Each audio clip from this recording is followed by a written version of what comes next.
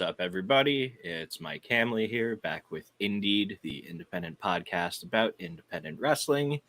Here to talk about some crazy stuff that happened in the independents this week and, some news and happenings. Joined, as always, by my wonderful co-host, Righteous Reg. How you doing?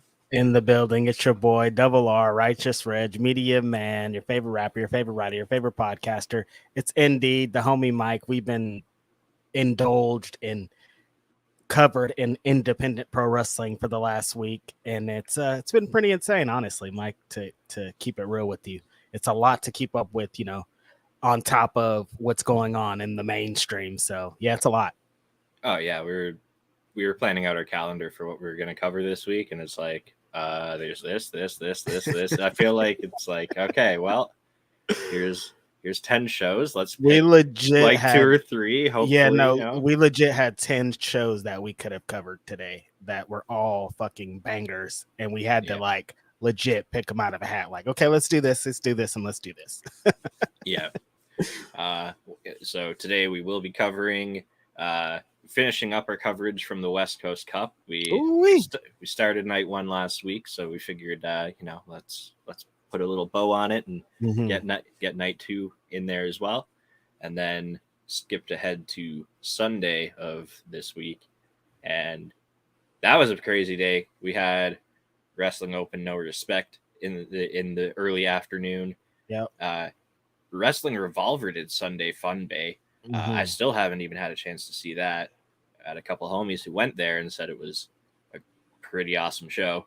And sick card. I could imagine that they had a great show. Yeah. And then the other show we're covering today, Beyond Wrestling's Americanrana, which was on Sunday. That was some crazy shit. That was a pay-per-view caliber esque event for sure. A lot going on. Yeah, absolutely. We got a lot to talk about, so let's just dive into the West Coast Cup. West Coast Pro, my people. Yeah, your homie drove right across the bridge 2 nights in a row down to South San Francisco, the place to be, the state room. Could be for possibly the last time. We don't know. Things are moving. We're over in in San Francisco for the next couple shows. So there's a lot going down there. But we've had a lot of amazing memories made in the stateroom. And honestly, I was thinking about it after this show was over. This might be my favorite West Coast Pro show that I've ever seen, night 2 of the West Coast Cup, because, it went all the way down. All these matches banged. Everybody was on fire.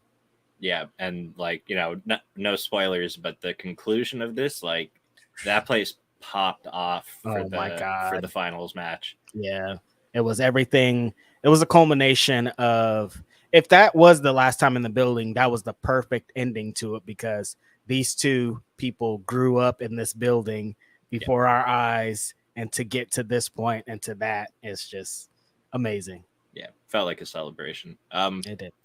So you've been to both buildings, though, right? You've been to the United Irish Cultural Center as well, right? I have. Yeah, I was at that show a couple weeks ago. Is that room bigger? Yeah, it's a bigger room. Okay. There's alcohol, so that changes the dynamics. People are really excited about that. It's a really nice, really good space. A lot more space to move around. There's not the chandeliers that are blowing our minds every time we get to the show, and some crazy luchador is going to be in the building. So yeah, it's a bigger space, housing more people. It's a great upgrade for sure. Yeah, based on the popularity of the shows, and logistically, like you were saying with the chandeliers, and I'm sure they probably need this. They just for the crowd space too. I'd imagine they're the attendance looks great. Yeah. So, definitely. It's like they're adding chairs. Like, I get to the show and I'm like, okay, this is a nice size. And then as the show's going on, there's still people piling in. So yeah, it's definitely time to get a bigger space. And so this is working out at the perfect time. Yeah, it was big crowd for Cruel Summer. So definitely. But this show opened up with, started hot already. Titus Alexander, Masha Slamovich. 2 people we've talked a lot about on this show, very popular independent wrestlers, Masha Slamovich and Titus Alexander. This match we were looking forward to. They gave us everything that we wanted. Masha came out hot. Titus he just has that aura, that cockiness about him. You know that he was coming to win this whole thing. And it showed right here. These people went at it. Anytime you're in a match with Masha, you're about to be in a fight, man or woman or they or anybody in the world, she's going to take it the fuck to you. And that's exactly what she did here to Titus. But Titus was on his way, man. It was his night. He was coming to tear it up, and that's exactly what he did here in the first match. Yeah, this was awesome.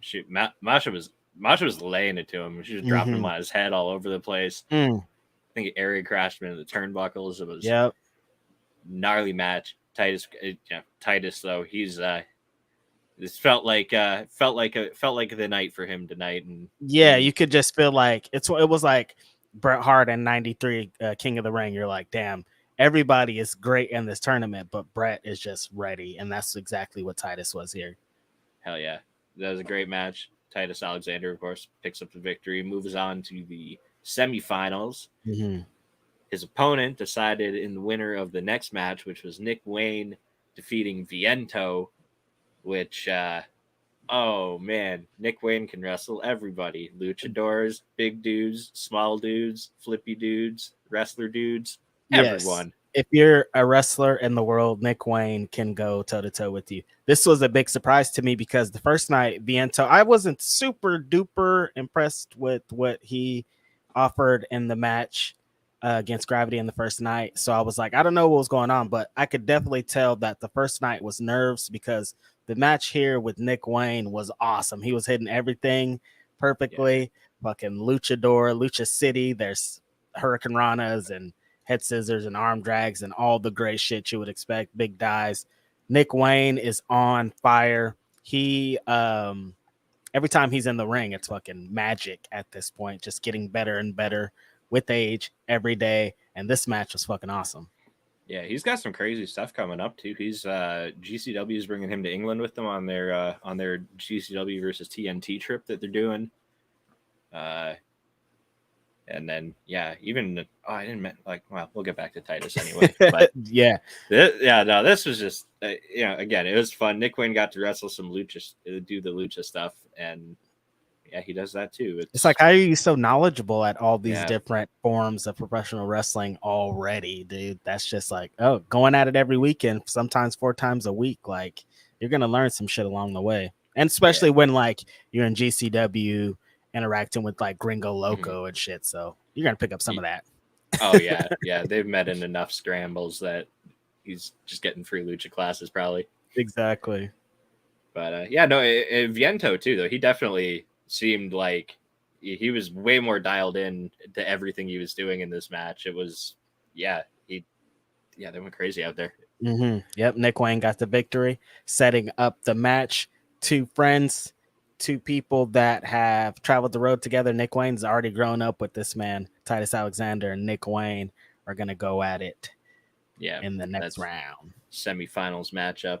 But before we could get there, we had to go through the quarterfinals on the other side of the bracket. And so we know Commander automatically made it through because of Vinny Massaro being injured. Hope he's feeling better. Seems like he's doing a little better. He did some wrestling already, I think, again. He did. Yeah, I think he was out in Las Vegas for Circle 6, the same weekend after that. So, hopefully he's feeling better. Yeah, but so Commander waiting in the semifinals for the winner of Starboy Charlie and Levi Shapiro, 2 West Coast pro-grown wrestlers, staples of the black and blue. And Starboy Charlie getting the win here. But this was super fun. Levi had me thinking a couple times he was winning this match. There were some close 2 counts here. I think Levi's time is coming too. It's, right around the corner. Yeah, definitely. This tournament was a nice little put a stamp on what he's been building towards, this last little resurgence that he's been having here in West Coast Pro, to show that, not just Vinny's one of the guys, but he's one of the guys, if you're going to come through West Coast Pro, that you're going to have to go through him. And, he's came up in the West Coast with Charlie. This is one of those matches Charlie has that, people that he grew up with learning from that he gets to square off with them, show what he's learned, and show that he's not one to mess with. He's not little star. He's going to be Starman Charlie. We keep saying it a lot, but like the change has happened. He's here. He's the man. Starboy Charlie picks up the victory.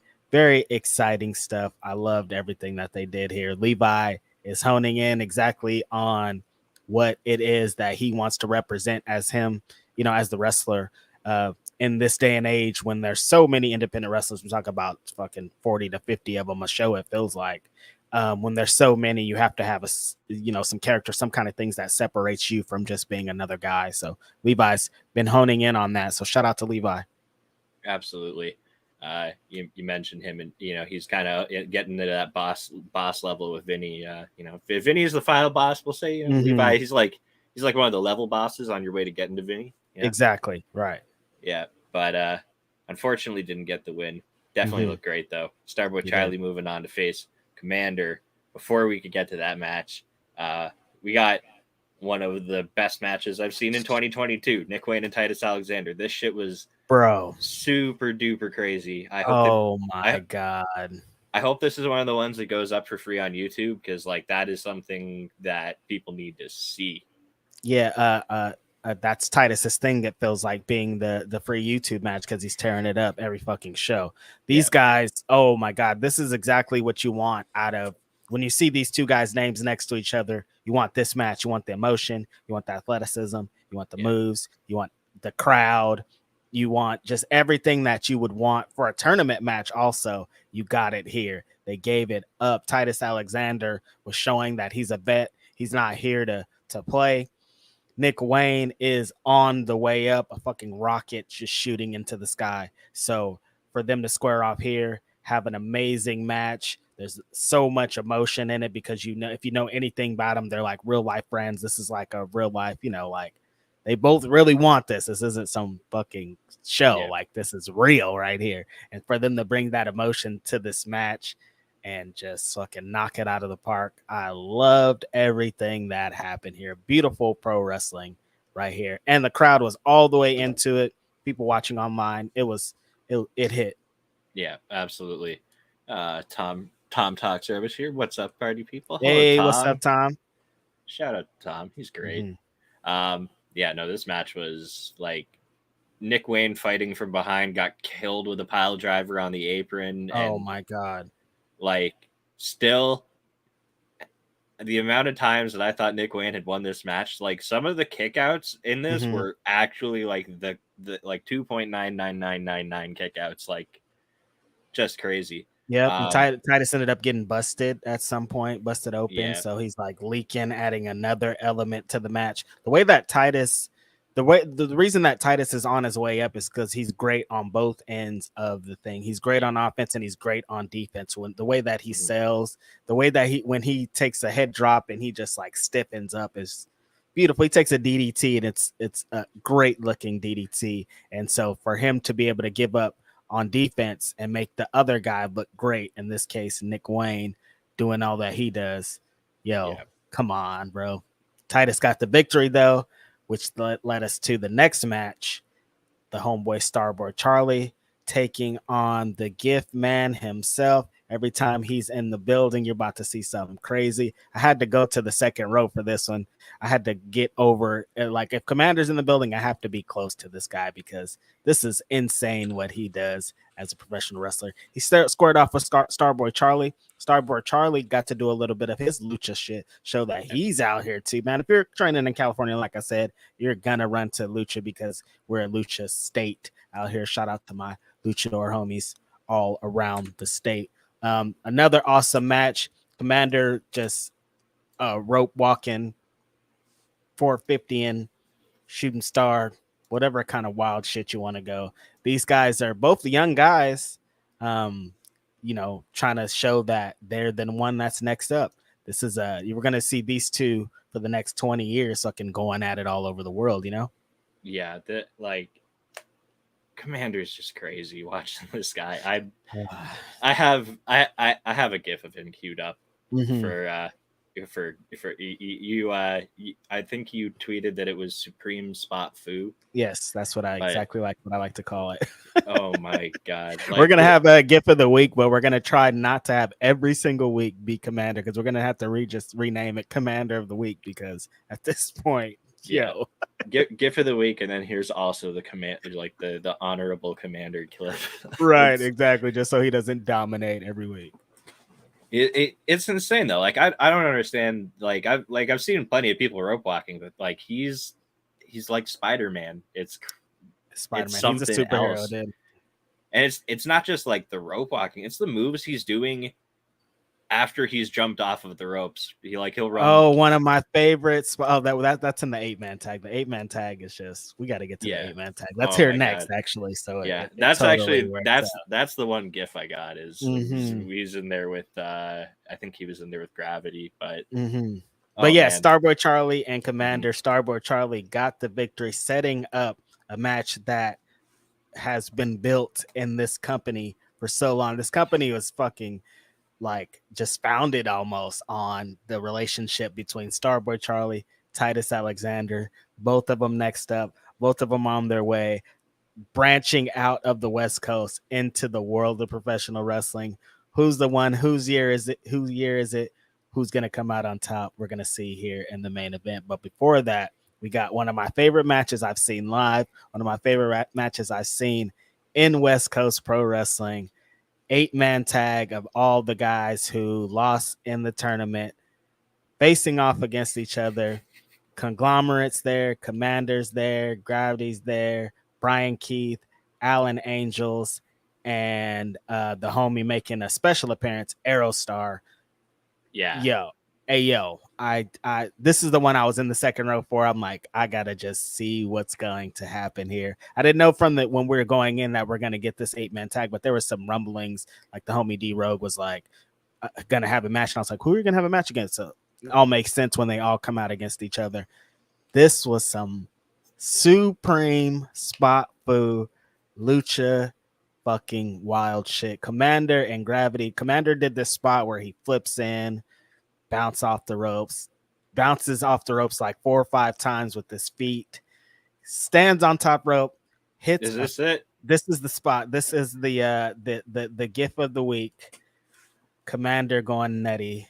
Just, this is, I can't even. What? What's happening right now?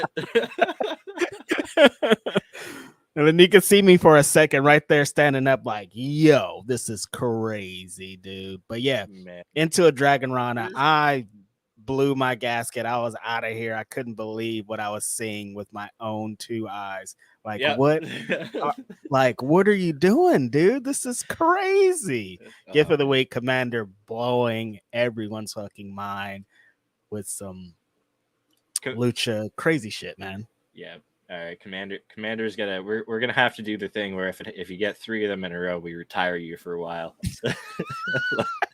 Might as well just get his plaque ready. Put his jersey in the Raptors right now, because he don't fuck around. Jeez, Tusslemania in the chat. Commander fucking rules. Absolutely. I'm saying, bro. But yeah, not just Commander. No, everybody was in here tearing it up. Shout out to my guy Alpha Zoe. And this whole tournament has been showing you guys that he's one to watch. He was in there with my homie, another one of my homies, Brian Keith. These guys faced off and just went the fuck at it. At one point, Alpha Zoe hits a slap. Slapped the life out of him for a second.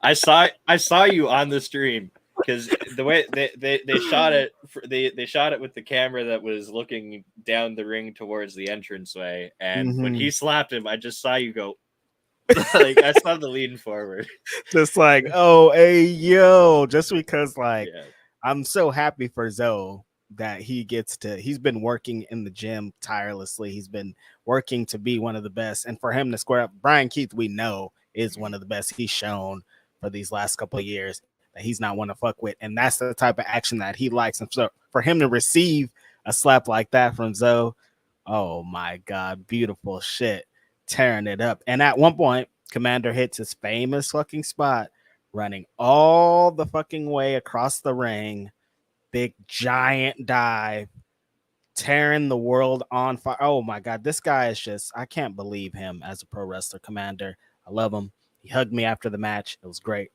Take some Commander sweat after that. There was a dive off of like the top of one of the walls too. Oh, that's right. Yep, Gravity was up there on top somewhere. I don't know how he got up there, a ladder at some point. Hit a big dive. Aerostar was tearing it up. He's another rope acrobatic type dude. So to see him out there in the stateroom was badass. Everybody tore it up here. This is a great showcase of the people that were in the tournament. I really liked the conglomerate as a whole. Looked great in this match. Like they all had good moments with everybody in there. I love watching Midas. I'm all about the flippy stuff. So Midas is same here. Hey, he looked great in there with the luchadors. It was so held his own so well. They all got announced too as a trio for their next show as well. So we get next show is going to be badass, man. I'm super excited about it. Shout out to my homies D Rogue, Midas Creed, and Alpha Zoe for representing Conglomerate. On our way up, baby. Y'all just getting started. Let's go. Oh, Kate Hensler popping in. Can't stay long this time. I love to both of you wonderful guys. Thank you, Kate. Hey, thanks for dropping by. Appreciate that. Appreciate you. And then after the 8-man insanity, we ended up getting to the West Coast Cup Finals match. The hottest rivalry in West Coast Pro Wrestling, and maybe on the West Coast right now. Titus Alexander and Starboy Charlie. This is one of the sickest matches I can think of, going back for quite some time. This is like the future rivalry that's going to dominate the West Coast for big facts. The immediate future and some years to come. Like we're about to see this. This is Ray Jr. and Eddie Guerrero. This is that rivalry that you see going around. You see these matches everywhere. This match has been built up for years, not as a wrestling years, no, like legit years. Starboy Charlie's was a kid. Titus Alexander's not very far ahead of him in years. Another super young guy. They came up growing up in this business, being in all the same circles, wrestling on the same shows around California when nobody knew who they were, in West Coast Pro Wrestling, both building up their names. Charlie had the injury, which would derailed what was. We might have got this match a few months ago. We don't know. Like where it was leading. They were leading to something, but luckily, I wouldn't say luckily because the injury sucks, but we got here to this point, which put some bigger stakes on it. It could go either way. Starboy Charlie has been being built up. While Starboy Charlie was out, Titus Alexander was dominating this company. Matches with Brian Keith, the insane match with Will Ospreay that we saw a few months ago. He was just been doing it. He's on this way. Here we go. Main event, West Coast Cup, 1-on-1, Starboy Charlie, Titus Alexander, the drama, everything you would want and need. Starboy's family's there. Titus's dad's there. This is just like all the elements in one. Great action. These guys are fucking going for it. Starboy Charlie did not hold back. Pile drivering.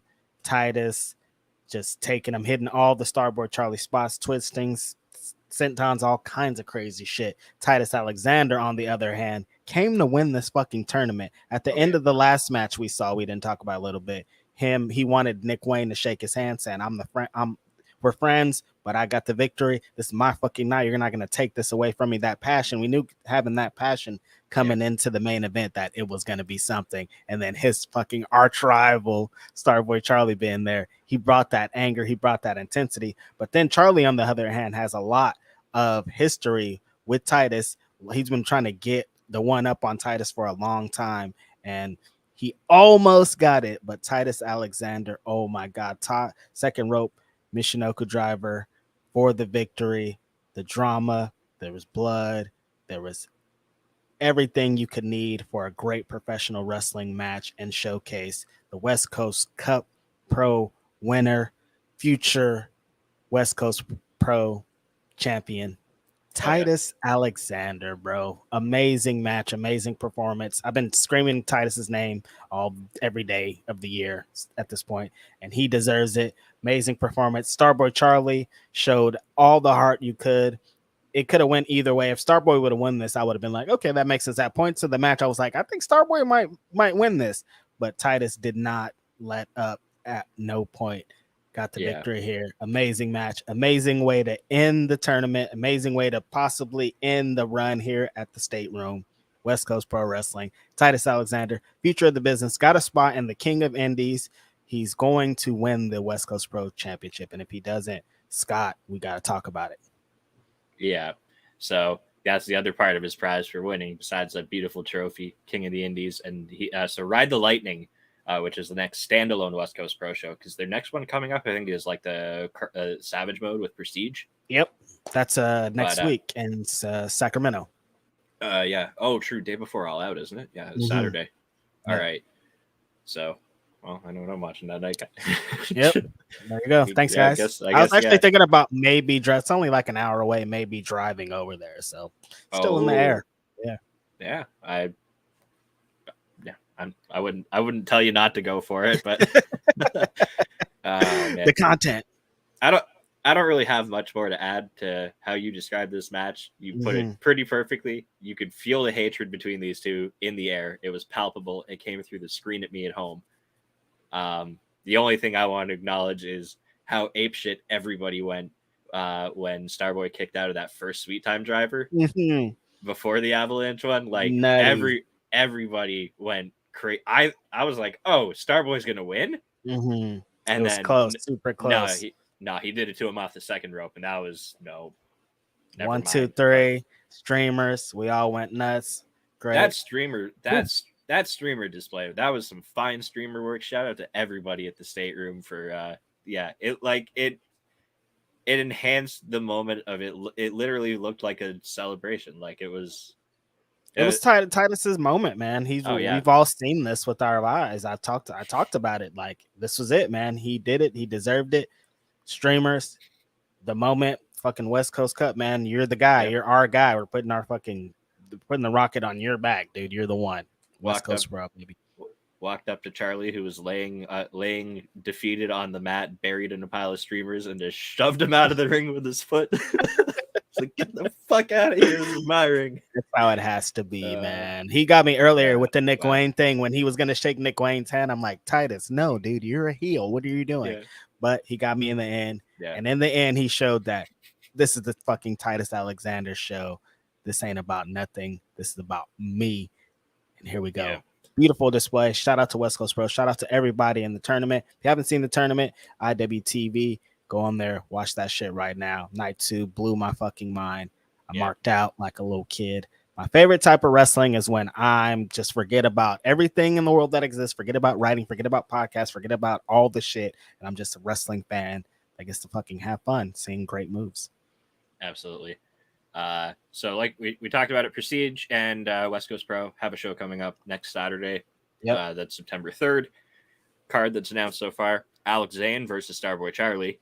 Yes, that's fire. Robert Martyr versus Masha.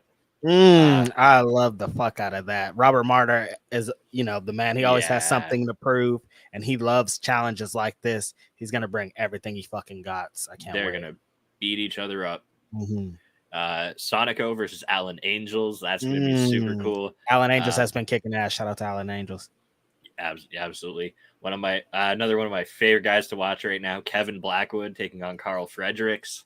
Kevin Blackwood is insane, man. Shout out to Kevin Blackwood. There's a tag match announced: Reno Scum, Thornstowe, and Looster the Legend, and they're taking on the Cartel, Vinny Massaro and Big Ugly. Titus Alexander's dad's back in the building, back with Vinny. They got some violence to do. They're ready to beat some ass. And Reno Scum, what the type of time they're on. They're drinking beers and fucking people up. So it's gonna be a big brawl. Yeah, those guys are gonna beat each other up. Mm-hmm.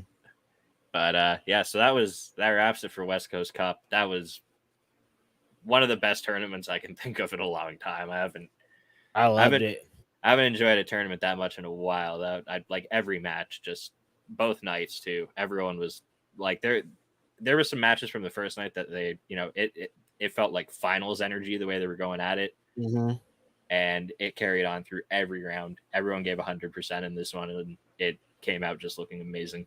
And to like get through the adversity of like losing wrestlers. Lee Moriarty was supposed to be there. Some people that were supposed, Davey Richards was supposed to be in there. Some people that were supposed to be attached to this, and to still put on what they did with what happened. The replacements were amazing. Everything just hit. So shout out to West Coast Pro. We love y'all. They do so good with replacing people in matches. Like it's wild, and they like always day of type shit too, man. Scott, I Yeah. don't know how he does it. He's insane. Yeah. Yeah, and then Titus Alexander, he's gonna go to Ride the Lightning and beat Jacob Fatu for the West Coast Pro title. That's it. We're gonna have another celebration. That's my prediction too. Let's go. And then so next show we had up on our calendar, there was in between this, there was GCW hit up North Carolina and they hit up Atlanta. I do want to acknowledge Atlanta's show was fucking hot, bro. I want to acknowledge real quick all the guys who were in that scramble match at the Atlanta show. There was a lot of dope Southern wrestlers in there. I want to get everyone's name because I remember most of them off the top of my head. Yep.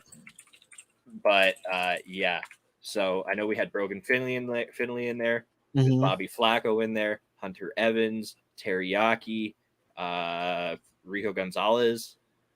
I'm trying to remember who else was in there, but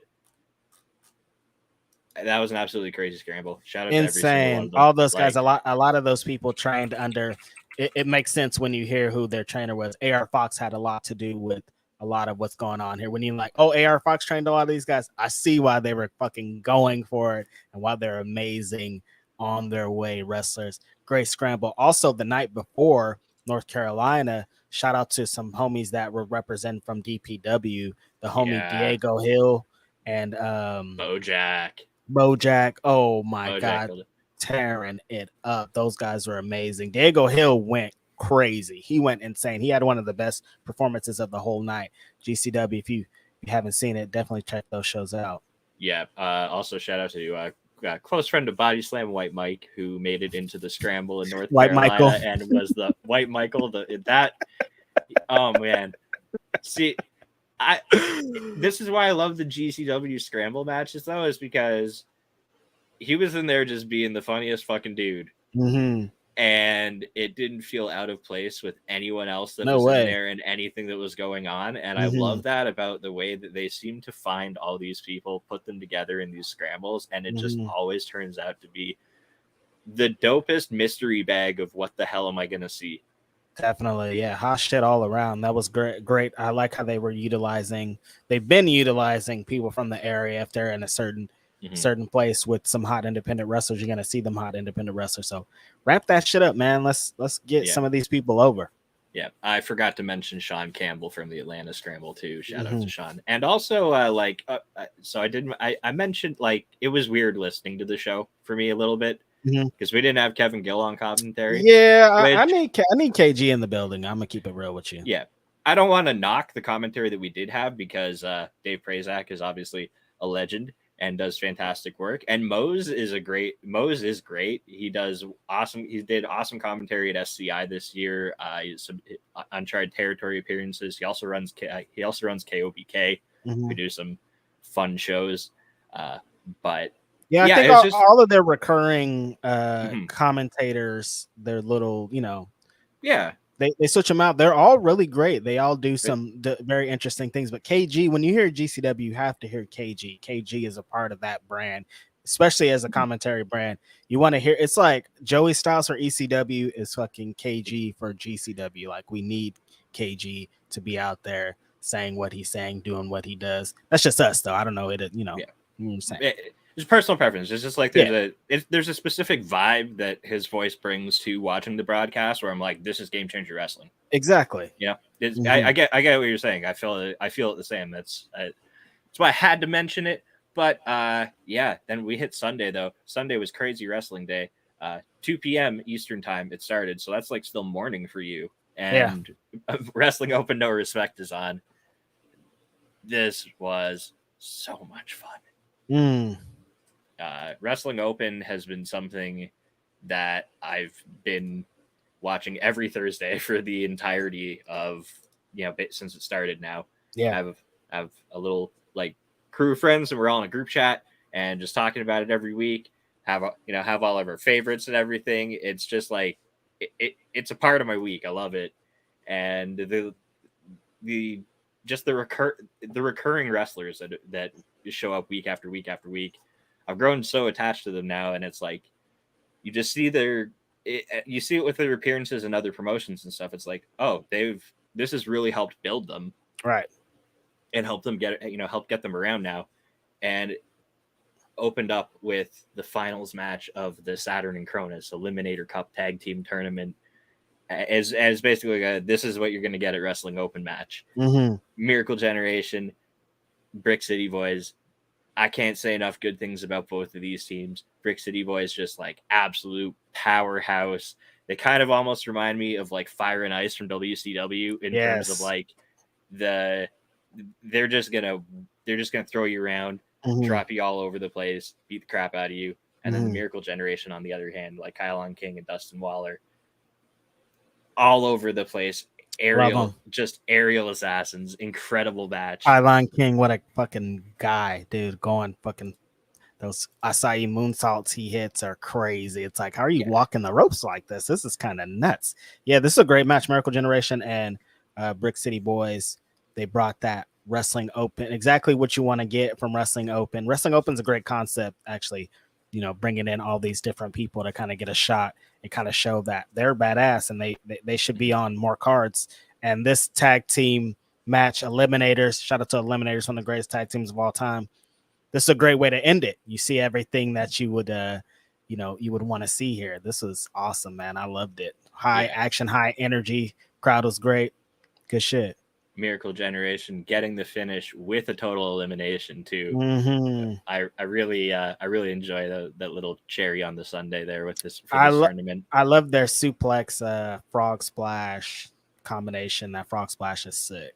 Yeah, absolutely. It's Miracle Generation. They've got a match with the Bang Bros this weekend at the Black Label show. It's a rematch from the Fancy Wrestling show from actually that was episode 1 of Indeed. We talked about that. So circling back on that dope tag match that I got to talk about a few months ago with the rematch. That's going to be crazy. That's going to be dope. We had two innovative tag teams for sure. Absolutely. And then Trevor Ella. Don't give him a confetti cannon.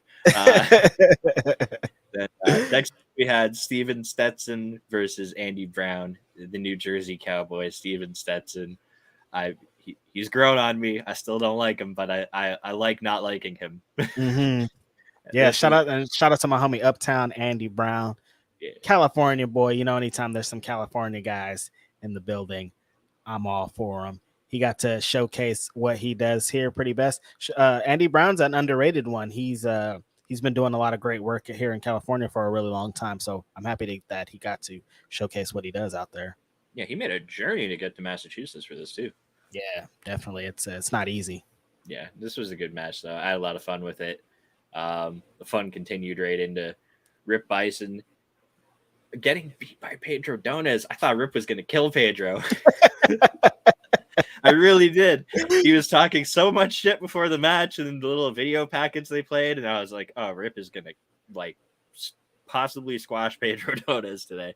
But Pedro caught him with a roll up. Well, it wasn't like a roll up. It was I can't remember what pin he used, but he caught him with a pin. Got the win.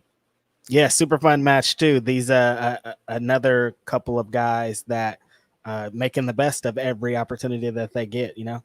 This is a big show for them on a Sunday. You know, they're used to being on Thursdays, right? So this was a big, hot day of professional wrestling. That place was packed too. Like for the early show at 2 p.m., like I had a feeling Americanrana was going to be as packed as it was, but like I was like, you should get a pretty good turnout for Wrestling Open. Insane. Yeah, the Americanrana show was crazy though. That shit was packed. Yeah.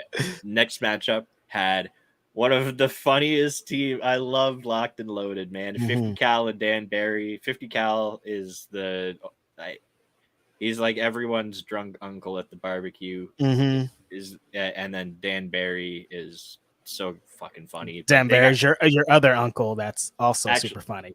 Actually, though, But they got to wrestle one of my favorite tag teams to watch, Kings of the District, Elo Neal and Jordan Blade. Shout out to my people. Yes, Jordan Blade, Elo Neal, great talented people. But Dan Barry, he's a veteran, been around for a long time. Beyond, he's been out here, and he showed why he's out here. Yeah. Oh man, Dan Barry's so funny. I love watching him wrestle.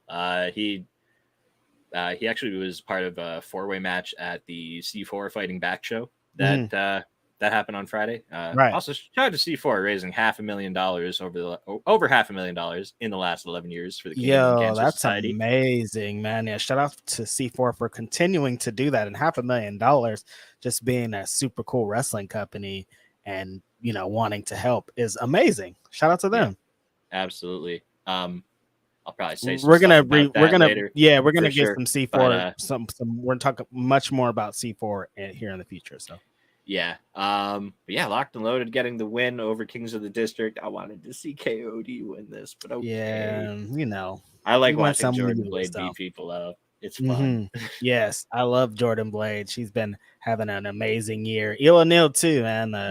The shout out to the ECWA and their Super 8 tournaments because they've been showcasing some great talented people this year. And again, I've noticed this a lot about the Northeast area. Like Wrestling Open, they were able to do an entire tag team tournament, and it actually all featured like established tag. There was no like this singles wrestler and this singles wrestler. Yeah, exactly. Every team in this tournament, they're real tag teams. Yeah, we're true tag teams, and then like KOD coming in too. Like again, true tag team up in the area. It's just it's so good to see. It's awesome. Next up, Raid Jazz versus Marcus Mathers. Raid Jazz is again another one of the most hated men at the White Eagle. Yeah, not a fan. Not a people are a lot of fan. Marcus Mathers, he's a favorite here, making his way, getting better with every performance we see from him. Yeah, Marcus Mathers is fantastic. These guys had a really dope match though. They really played to like Ray Jazz using his strength against Marcus Mathers' agility and size. This playing up the size difference between them. I thought they had an awesome match. I wanted to see Marcus Mathers win here, but I get that there is a theme going on here of Wrestling Open regulars taking the wins in these matches. So it was establishing something for later in the day, pretty much. Yeah, pretty much exactly. But another awesome one. Next up was a Falls Count Anywhere match between Tyree Taylor and Brad Hollister. They really took advantage of that Fall Counts Anywhere shit. They weren't lying. This was probably my favorite match of the show. Everywhere in the White Eagle, up in the attic, and then they even had some like production prepared for it where they had the camera panned up to the window. Brad Hollister like pokes his head out the window. And then they're like fighting in the window. Tyree's acting like he's gonna dump him out of the window onto the crowd. It scared me with that for a second. It was pretty scary. But this was a fucking brawl. Two big brutes going at it, throwing leather, throwing them things. There's some doors involved. They bust through all kinds of crazy shit. Fans are just scrambling out of there. This is a really fun match right here. Brad Hollister got his face washed in a potted plant out in the parking lot. Like what? Yeah, things got a little weird. If it kind of looked like night vision goggles when they bust outside, and then the camera went all wild. So it felt like it reminded me of like a WWF hardcore title match. Right. Yeah. Like they were just all over the place in hallways and everything. I love the whole Tyree holding Hollister's face against the mirror. Yeah, I'm gonna beat your ass. They were talking a lot of shit to each other for sure. And then all of that carnage and insanity, and then immediately right after, this is like the juxtaposition of the both of the fun sides of Wrestling Open. You'll get this heated Falls Count Anywhere grudge match between two guys, followed up immediately by Little Mean Kathleen, Ted Good, and the Hispanic Mechanics versus Church of Greatness, which is Brother Azure, Brother Greatness, Brother Somerset, and Anastasia Morningstar, who is one of my favorites to see at Wrestling Open because she just destroys people every week and is fucking awesome. Shout out to Anastasia Morningstar. I love watching her. Shout out to Wrestling Open for helping out with the BW 500 and showcasing a bunch of amazing, great Black wrestlers on Showcase throughout their whole existence, this whole tournament, and throughout this whole show. Brother Greatness is super fun. I love everything. I love that character that he does. He's honed all the way in here in Wrestling Open. Such fun shit. Hispanic mechanics are just an amazing gimmick. Jose and Jose B just makes me laugh every time that I see them. Little Mean Kathleen on her way. We all love that fighting spirit so much, man. Such a great gimmick. Yeah. Ted Goods, everyone's favorite toy shop owner. Mm-hmm. Yeah, no, that you're mentioning with Brother Greatness, with like how he's honed in on his character and his gimmick. Really, that's kind of been the beauty of watching Wrestling Open for me this season. It's just been like, because you see it from week 1 to now, and it's not just him. It's like everyone with a character. It's just you can see the comfort level and how everyone's just kind of finding their rhythm with it, and it's just getting better and better and better for everybody every week. And it's also showing with the audience too, like the crowd size, the amount of audience participation and everything. It's like local people are thinking of what can I bring in each week to put into Brother Greatness's collection basket that's not money, right? You know, this is the whole the whole concept is great, and I wish this thing was going on around the country every week, because pro wrestling as a young wrestler is all about reps, and the more reps that you can get, the better you're going to be. They have a firm time slot. They wrestle the same time every week, and they're establishing themselves to the live crowd and to the streaming crowd. It's just great for everybody to see that from day one to here is great. Absolutely. And then the main event of this show, $20,000 challenge match. If you can beat Max Caster in 20 minutes, then Ichiban, you do win yourself $20,000. Spoiler alert, Ichiban probably has a lot of singles in his briefcase right now.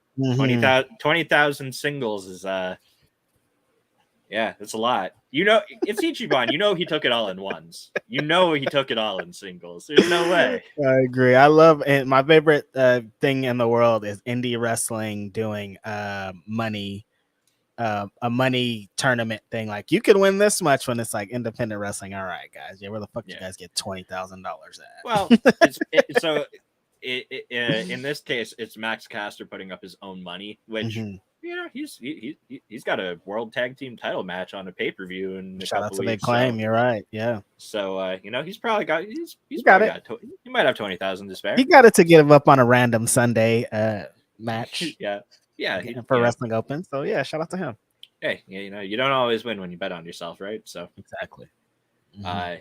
Ichiban is another person who's just like week by week at Wrestling Open, he's just become like insanely fan favorite. The chants, everyone's got they've got custom chants for him, because you know, Ichiban, if you're not familiar, he'll only say Ichiban or number 1.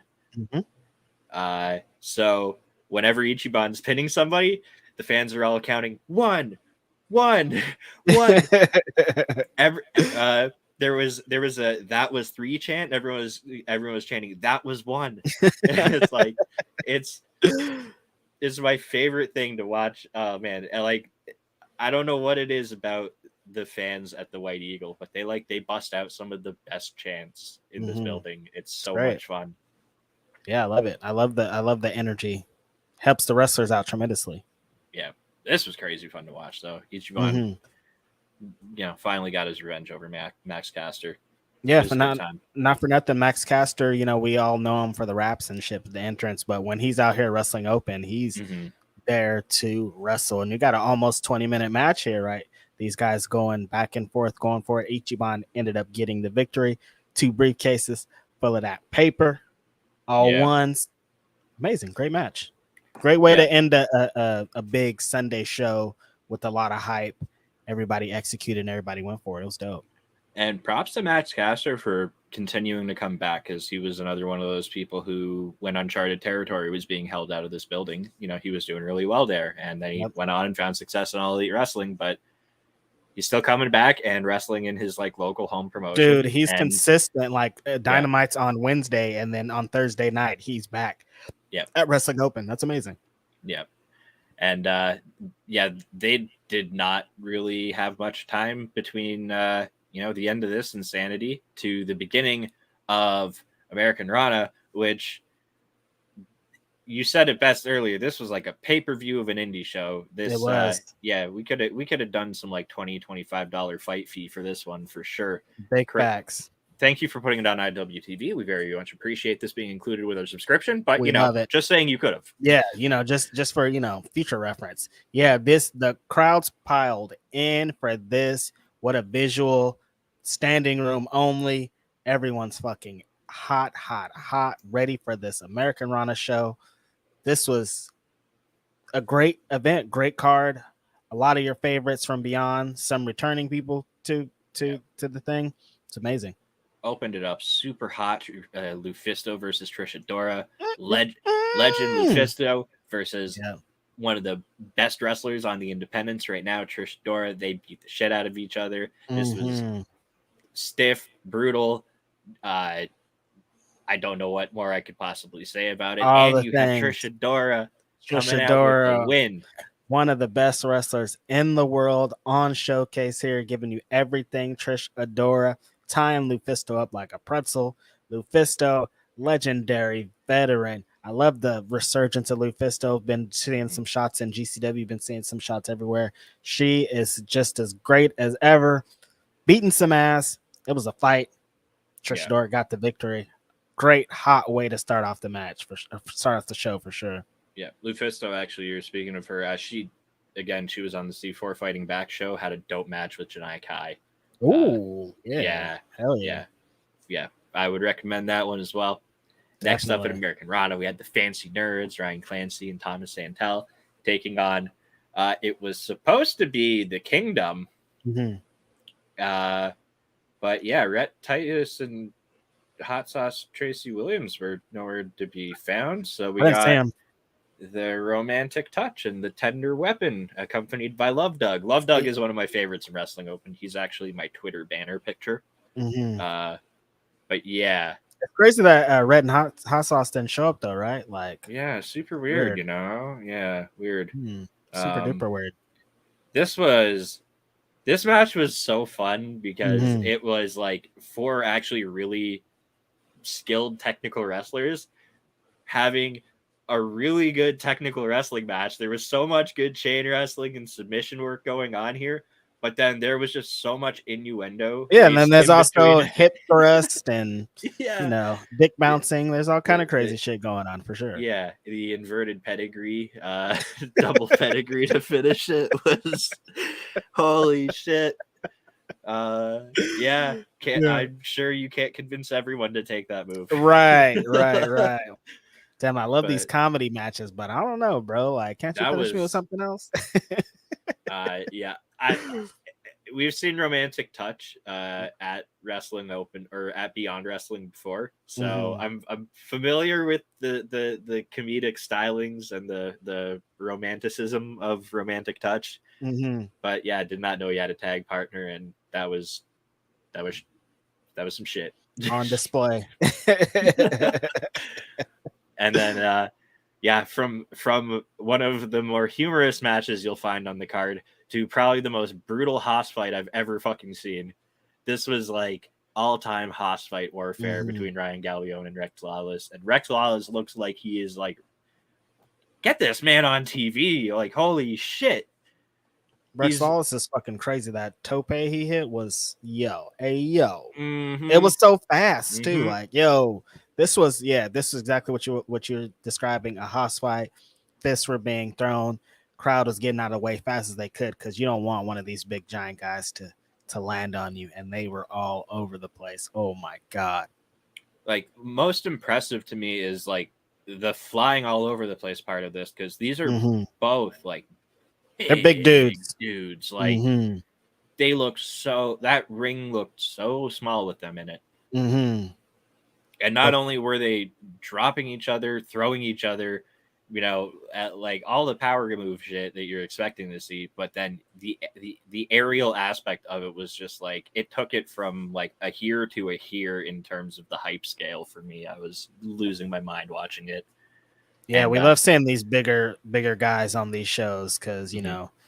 know, the culture is trying to kind of change on the big guys, and so when they're out here and they can do all the things that everybody else can do, it's amazing to see.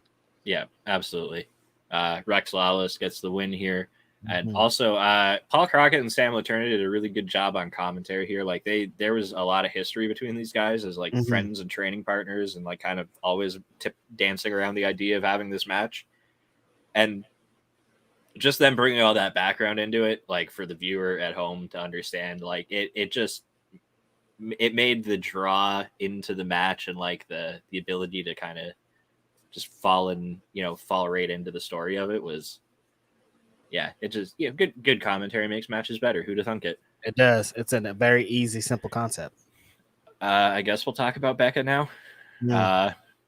Becca taking on Masha Slamovich. Mhm. Accompanied at the ring by Becca, accompanied at the ring by her boyfriend, who we could, I don't know, we might need to give him like an 800 number or something. But Alec Price did not look like he wanted to be there at all. He was like, after the entrance, he's like, "Yo, I gotta go, bro. I'm Yeah, out." his so obviously like the thing that everyone's kind of like laughing and talking about from this match is, halfway through the match somebody gets on the PA and is like, the owner of a green Jeep, your Jeep is being towed, and Alec Price is like, oh shit, that's my Jeep, gotta go, Becca, here's your fanny pack, bye. Yeah. He's just out of there. But like that kind of got a lot of the talk from the match, but the match itself was fun. So much fun. I mean, again, second time talking about her on the show, Masha Slamovich. If Masha's in the match, in a fucking fight. Masha doesn't like to keep things in the ring, so she took it to the outside. They brought on the outside for a little bit. Becca, though, she didn't let Masha, dominate her at all. She held her own throughout this entire match, brought the fight to Masha. Yeah, she's been overseas at WXW in Germany for a bit, so like it shows. Just getting back to North America and getting some matches in over here again, and yeah, and that big finish, that big 450 finish, like, yo, let's go, baby. That was hot. Popped her with the loaded fanny pack, hit a 450. Masha Slamovich lost to Becca, and then the ultimate shenanigans match of Sydney Bacabella versus Swoggle. There was I didn't definitely a lot of shenanigans for sure. I didn't take like notes for these shows because I've been like watching watching replays anyway closer to when we do this, so I don't have to like sit here reading a sheet of paper the whole time. And I don't know, like the amount of just dumb shit that happened in this over the course of this match. It was funny. I'm not like overly fond of like wildly overbooked matches with crazy shit all over the place, but like there was some stuff in here that did make me laugh. I can't I'm not gonna shit on the match. It was fun. Right. I enjoyed it. There's just a lot going on. There's just a lot to follow at times, but like it was super fun. Swoggle coming out on the little like tractor, riding the Tonka tractor out and doing the Brock Lesnar fucking ring tilt at the ring post and knocking everybody over. Super silly. That almost got my gift of the week, but I can't do that to Commander. But can't be the first one of that. Sydney Bacabella picks up the win over Swoggle here. And also shout out to Swoggle. He had back surgery yesterday, so I hope he's resting up and getting well soon. Oh my god, he did that match before back surgery. That's insane. Yeah, so he did the match, and then he gets on the mic afterwards, and he's like, I'm having back surgery on Wednesday, but I couldn't miss being here, and I want to be here again next year, so that's why I'm having this surgery. I'll see you next year. And it's like, please. I admire the dedication, yes. Like I can't, but yeah. Hope he's okay. That's crazy. Hope you're doing okay, Swoggle. More fun matches on deck from this one. Waves and curls, and even more curls. Waves and curls with Willow Nightingale. Yes, beautiful. And they defeat the Righteous, Dutch, Vincent, Vita Von Star. This is a fun match, though. Dutch is throwing people all over the place. Waves and curls, one of the most fun, entertaining tag team acts out there. Willow Nightingale, one of my favorite wrestlers in the world, could be one of the best women's wrestlers currently in the country. And they brought all of that to this. The Righteous, a great group from Ring of Honor. They do a lot of stuff over there. Vita Von Star hit a great Asahi moonsault at one point. Everybody got their shit in. I like this a lot. Great 6-man tag. Yeah, absolutely. Waves and Curls, they got eliminated out of the Eliminator Cup tournament. So instead we got Waves and Curls here on Americanrana, and grateful for it because, again, another team that I've been watching every Thursday for as long as I can remember this year. And they're great. They're on their way. They're going to get something big here on the way. I'm excited for it. Absolutely. Every time I see AEW up in the Boston area, like I always see Jalen Brandon. Jalen Brandon has been manhandled by Wardlow as a security guard several times, I'm pretty sure, this year. But like they were backstage at one of the shows that I went to, actually, now that I think about it. Yeah, they're doing some great work over there. They've also been featured on Dark a couple times this year as well already. And it's another thing too. Like I watch them week after week after week, and they just get better and better and better and better and better. And I'm so happy to see it. I really hope like there's some glorious opportunities ahead in their future. Agreed. Love watching them. And then Willow, great young guys. Like Willow, she's on her way. She's gonna get a contract any day now. I know AEW has to have something in place at this point because she's just incredible. But all of her great shining elements were here on display. My everlasting hope right now is that whenever Ring of Honor TV starts, she is like almost immediately the winner of the Ring of Honor women's title. Yeah, she literally is like, she's somebody your audience can just immediately attach to. Everybody's gonna get behind Willow. You see her come out every week to defend that title, and it's just like, how do you not get happy when you see her? Indie shows, television, wherever she goes, like wherever I see her walk out of a curtain, I'm just like, yay, it's Willow. I'm so happy. Like, exactly, I agree. Yeah, she's the one. Yeah. And then right after this, we got insane match, Alec Price versus Ortiz. Shout out to the ref for throwing Becca out of there pretty quick. She was getting the interference going, making sure this is a real right down the middle one-on-one match. Alec Price, we talked a lot about Alec Price here on this podcast, and he is on his way. He's one of those. Ortiz, there's been a lot of talk of things surrounding Ortiz, one of the best tag teams of the last couple of years he was a part of, but he's back here on his soil where he's built his name here and beyond. Americanrana, he's been a part of Americanrana. He's been a part of a lot of great events that have happened here. So he was back in rare form, looking great. This is a really fun match. I like everything that Alec Price does. Yeah, the Funky Monkey Angel Ortiz is back. Never missed an Americanrana. He's been at every single one. He's Mr. Americanrana. And the thing that I liked the most about this was it felt like a passing of the torch to Alec Price. Right. Defeating Ortiz here. And he's had a couple of torches, I feel like, passed his way because he defeated, like, the Wrestling Open versus Beyond Wrestling crossover show they did. He defeated Biff Busick there, too. Right. So it's like, they're showing that he's the guy. He's going to carry the torch for Beyond. It's Alec's time. It feels like it. If I had to put my money on who would dethrone AC Mack, he is the automatic first name that comes to my mind. I think he is the next IWTV champion. Probably, hopefully see that in the fall sometime, maybe. I know AC Mack's got some matches coming up that he's finally taken the belt around out of the South now. He is. Now that they finished up uncharted territory, he got to build the territory up. And then, we went straight from this, like, 15-minute insanity to what I was expecting to be a long and grueling and brutal match between Eddie Kingston and Slade. And we had Eddie Kingston defeat Slade in 2 minutes and 57 seconds. It was a long 2 minutes and 57 seconds, though, wasn't it, Mike?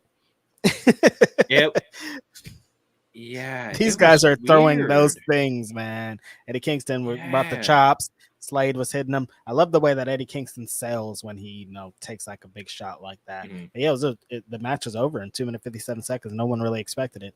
Yeah, they chopped the shit out of each other, traded exploders, and then next thing you know, Eddie Kingston's winning the match. It's I don't know if he was like hurt or if the show was pressed for time or what, Felt like that could have definitely been a longer match. A longer match. I I think was so too. expecting it to be, so don't know what played into that. But, I will say Eddie Kingston had a fucking crazy match against Stu Grayson on the C4 show 2 days before. So I don't know if maybe something happened there or what. I don't want to speculate, but it's crazy to see him have that match on the Friday and then I saw that match on the we all saw that match on the Tuesday when it aired, but it was weird to think he had that match on the Friday and then this on the Sunday. And it's I don't know, but that is interesting. Either way, everyone still went apeshit for Eddie Kingston. Yes, he's out to the ring and back in his entrance and exit probably were close to the match length itself. So and people were just losing their shit for him. But then we had one of the craziest technical displays of oh man, these guys were killing each other. Wheeler Yuta, Timothy Thatcher, first time ever, twisting each other up like pretzels, chopping and kicking the shit out of each other. This was a ridiculously great way to end this show. Yes. What a main event match these guys had. And Wheeler Yuta really showing I'm a main event guy too. Yes, exactly. Wheeler Yuta is a staple of everything, Americanrana, staple of everything that we saw here. Timothy Thatcher, I've said before, a lot of people don't really understand Timothy Thatcher. I think if the best way you want to understand Timothy Thatcher is to see him live. I saw him live at PWG, first row, just in there and seeing exactly what he does. And he's an animal, dude. He's on another level. No one not a lot of people can work like this guy does. And it was on display right here. That's the type of shit that Wheeler Yuta loves. Just technical. It's two people in this ring. We're locked in. Who can hurt who faster by twisting their limb backwards and just destroying their body. This was great match right here. Great way to end the show. Great way to cap off a pay-per-view worthy event with two technical fucking masters in action. Yeah. Timothy the Pretzel Maker Thatcher. But Yuta's in the Blackpool Combat Club. He's not. He doesn't. He know what type of time it is. He's training with Bryan Danielson and fucking Claudio Castagnoli and John Moxley. He's on to something else, man. Yeah, it's Regal twist me up like that. Yeah, Regal twist me up like this for a warm up. Come on. Yeah, come on, man. I got Regal at home, and if I lose, Regal's gonna beat my ass even more. So I can't lose, dude. Never. Yeah, absolutely. This is a good way to cap off the show in the ring. On the wrestling side, there was some post-match shit that went down after this, though. Set up a very big showdown. Yeah. Eddie Kingston and Ortiz coming out to the ring to celebrate with Wheeler, and just say, hey, independent wrestling's dope. We love independent wrestling. I kind of skipped over that. Eddie Kingston, after his match with Slade, had a beautiful post-match. He did. That's up. I think Beyond actually put that whole speech up on YouTube as a standalone. I did like that. Go watch that. Yeah. Talked very nicely about fans and how, a lot of things. Yeah, definitely check out that promo. Yeah. But yeah, this one was not the heartfelt in that way. Yeah, this one wasn't nice. There was some fire and passion here though. So yeah, Wheeler Yuta, Eddie Kingston, and Ortiz are all celebrating in the ring after Wheeler's win. You have Miracle Generation and Alec Price coming out to the ring in their Wrestling Open shirts, kind of hey, I'm I guess it felt kind of this is our house now. You've moved on, get out of here. This is our place. And then next thing you know, some shoving gets going here. You've got Eddie Kingston and Wheeler Yuta, especially kind of really going at Alec Price. Eddie said some unsavory stuff to Alec Price. Told him to get we all know Eddie Kingston's not in the best of moods at this point. So yeah, exactly. And then Wheeler casually mentions, I'll have to make a phone call, but I think one of my Thursdays just opened up.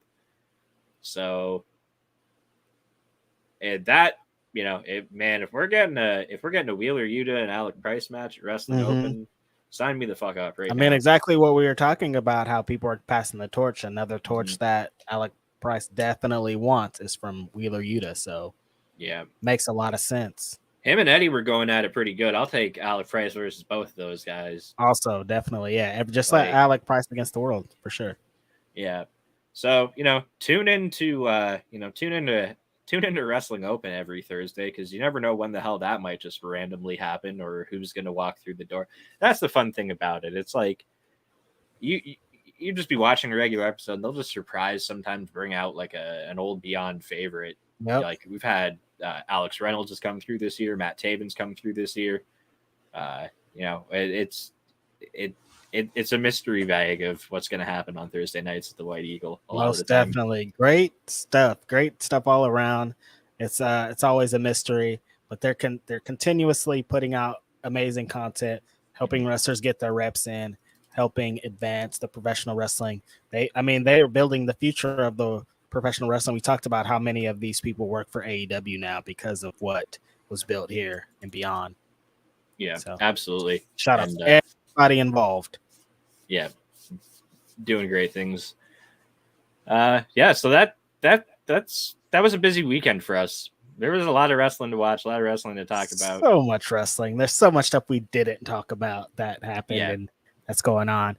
More wrestling coming up. They got sure busy weekend this weekend, the weekend after that, all out weekend. There's a shit ton of stuff going on in Chicago, GCW Summit. We got like Garden State's coming up this weekend. Oh, that's this weekend, right? Yeah, so Garden State's on. Night 2 of Battle Slam The Takeover is airing tonight. Yep. 10 p.m. Eastern, 7 p.m. Pacific, and that's free. I'll be live tweeting that one on the Body Slam account. That's on. There's Garden State. There's, I haven't even looked at the IWTV. When's the Black Label Pro show? Eric Stevens one. Black Label Pro Total Eclipse of the Heart is on Saturday afternoon. This Saturday? This Saturday afternoon. Okay. So this is Black Label Pro Total Eclipse of the Heart. The card we got for this one so far, Calvin Tankman's defending the championship against Crash Jackson. Eric Stevens versus Isaiah Broner. Fight. Kohler Adric versus Marco Stunt. Ooh, that's hot. Yeah. Yeah. Warhorse versus Trisha Dora. That's going to be fucking amazing. That's badass. Kevin Koo versus Big Damo. Adam Priest versus Kevin Blackwood. Oh my God. That is going to be a fucking fight, dude. There's great match. There's the Black Label Pro Rumble, and then also that super hot rematch of Miracle Generation versus Bang Bros. That show looking great. It's a great show. But then another one that's crazy too is going to be the Limitless Vacation Land Cup 2022 starting on the Saturday night. The first round matches are on Saturday. We've got Channing Thomas versus Brett Ryan Gosselin versus Mac Daniels, AC Romero versus Big Beef, Desmond Cole versus Charles Mason, Rip Bison versus Ricky Smokes. Nolo Catano is teaming with the Main Event to take on Shook Crew. Yeah. Vacation Land Cup's looking really, really good. So it's another weekend of going, I need more sets of eyes to watch all these things. Insane. I'm excited about it. Yeah. We'll be back with some of that shit. Absolutely. That's going to be it for us this week. Reg, where can everyone find you at Righteous Reg on all your social medias every Saturday morning. This Saturday morning, you will catch me on Grapsody Podcast. It's part of Fightful Network. Super excited about that. Indeed, every week, watching wrestling. Wrestling never ends. Every day is professional wrestling. Catch me back here every week. Also, the new PWI, again, I'm saying it, 500 is coming out so soon. The BW 500 is coming out hella soon too, like super duper soon. So y'all look forward to that. It's gonna be dope. Absolutely. RIP your DMs when both those lists come out.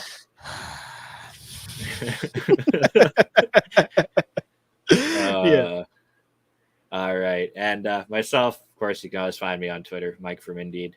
Not really doing too much outside of just talking about wrestling, but I will be here on Game Changer Weekly with Cassidy Haynes every Tuesday, GCW course, they got Chicago coming up in a couple weeks. So, we're going to be talking about Art of War games. And then starting September 10th, me, my homie Adam, All Elite Weekly. It's going to be starting here on the bodyslam.net. And no surprise what that one's probably about. Talk about All Elite Wrestling and the happenings in and around it. The more and more and more news that comes out of that company, the less and less and less I want to start this show. Should be very fun. Absolutely. But as always, leave a comment, like the video, subscribe to the channel. We've got a giveaway going over on Body Slam Net. Our socials are at the bottom of the overlay here. You can see them right below our lovely faces. And on behalf of Racist Reg and myself, thank you so much for tuning in. We'll see you next Thursday.